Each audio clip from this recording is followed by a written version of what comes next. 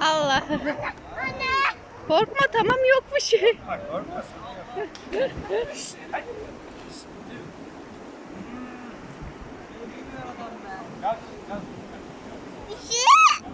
Ne? Ay. Anneciğim, kedi kovalıyor köpeği. Neden gidiyor? Çünkü köpek çok küçük anneciğim. Ama sen ondan bile korkuyorsun Kartal. Kedi bile korkmuyor. Bak, kovalıyor.